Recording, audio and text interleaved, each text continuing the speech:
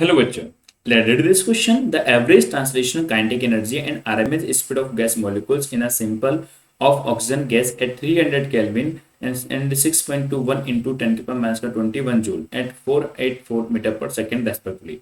The corresponding values at 600 Kelvin are nearly assumed ideal gas behavior. आइए बेटा, हम इस क्वेश्चन का सॉल्यूशन करते हैं बेटा।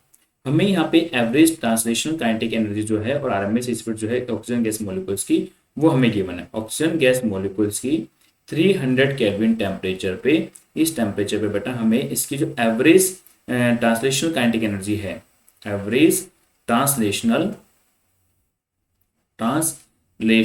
Kinetic energy, average translational kinetic energy जो है बेटा, जिसका हम फॉर्मूला जानते हैं कि F/2 KT होगा, के बोल्ट्जमैन कांस्टेंट, T टेम्परेचर होगा, जिसका वैल्यू हमें यहाँ पे 6.21 इंटू 10 की पावर माइनस का 21 जूल हमें यहाँ पे गिवन है बेटा, ये गिवन है। और हमें साथ में इसकी जो आरएमएस स्पीड है, गैस के मॉलिक्यूल्स की जो आरएमएस स्पीड है वो भी हमें गिवन है, वो हमें 484 मीटर पर सेकेंड गिवन है। और आरएमएस स्पीड का जो फॉर्मूला होता है बेटा, वो फॉर्मूला होता है √3 RT/m होता है, m यहाँ पे मोलर मास होता है। ये हमें दोनों बातें बता रखी है बेटा। और हमें इस क्वेश्चन में बोला जा रहा है कि जब हम टेम्परेचर को 600 केल्विन कर देंगे तो दोनों वैल्यूज क्या हो जाएंगी, मतलब टेम्परेचर आप 300 केल्विन से इंक्रीज करके आपने टेम्परेचर कितना कर दिया, 600 केल्विन टेम्परेचर कर दिया। तो टेम्परेचर को 600 केल्विन कर दिया तो आपकी आरएमएस स्पीड जो है वो क्या हो जाएगी, और एवरेज जो काइनेटिक एनर्जी है, ट्रांसलेशनल काइनेटिक एनर्जी है, एवरेज ट्रांसलेशनल जो काइनेटिक एनर्जी है ट्रांसलेशनल वाली, वो क्या हो जाएगी, वो हमसे पूछा गया बेटा। तो हम यहाँ पे ध्यान से देखें बेटा, तो एवरेज आरएमएस स्पीड जो होती है, फर्स्ट क्वेश्चन, आरएमएस स्पीड जो है उसका फॉर्मूला क्या है, इसका √3 RT/m है। थोड़ा सेम गैस की बात कर रहे हो तो मोलर मास सेम होगा, मतलब आरएमएस स्पीड जो है वो आपके टेम्परेचर के इसका रूट के डायरेक्टली प्रोपोर्शनल है। तो अगर मैं आरएमएस स्पीड का रेशियो देखूं कि पहले आरएमएस स्पीड ये थी, बाद में आरएमएस स्पीड क्या हो गई, अगर मैं इसका रेशियो देखता हूं तो वो किसके बराबर होगा, √T1/T2 के बराबर होगा। पहले आपके पास आरएमएस स्पीड क्या है बेटा, 484 है।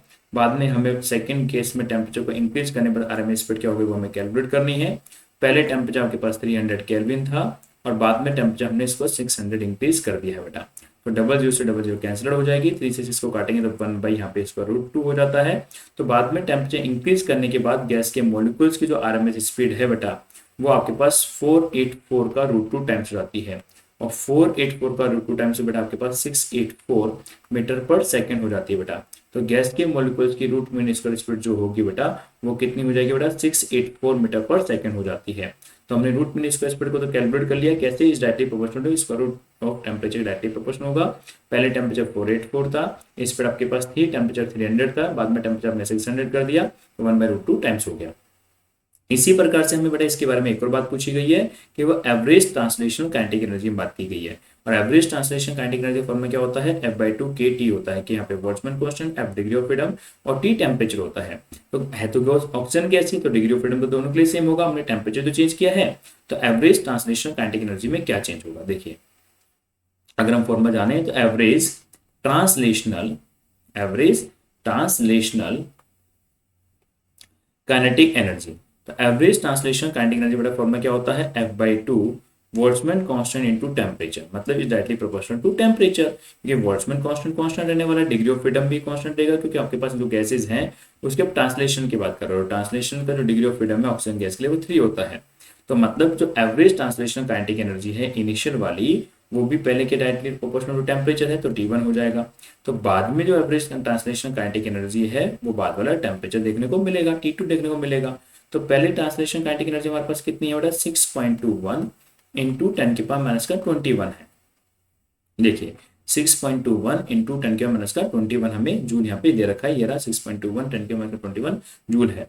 और जो टेम्परेचर आपने कितना कर दिया यहाँ पे, ये कब थी, जब टेम्परेचर आपका 300 केल्विन था। फिर हमसे पूछा है कि एवरेज ट्रांसलेशन काइनेटिक एनर्जी बाद में कितनी हो गई, जब टेम्परेचर आपने इसको 600 केल्विन कर दिया बेटा, डबल जीरो से डबल जीरो कर दिया, 3 से काटेंगे 2 आ जाएगा, 2 से मल्टीप्लाई हो जाएगी। तो बाद में जो एवरेज ट्रांसलेशन काइनेटिक एनर्जी है वो पहले वाले का 2 टाइम्स हो गया, मतलब 6.21 का 2 टाइम्स हो गया, और यहाँ पे 10 की पावर माइनस का 21 है। इसको मल्टीप्लाई करेंगे तो 12.42 और 10 की पावर माइनस का 21 जूल आपके पास एवरेज ट्रांसलेशन काइनेटिक एनर्जी हो जाती है टेम्परेचर को डबल करने के बाद बेटा। तो आंसर इज 12.42 10⁻21 जूल हो जाएगी और स्पीड इज 684 आपके पास स्पीड हो जाती है। तो स्पीड 684 हो गई और एनर्जी आपके पास ये हो गई, मतलब आपका ऑप्शन डी एकदम करेक्ट हो जाता है। ओके बेटा, थैंक यू।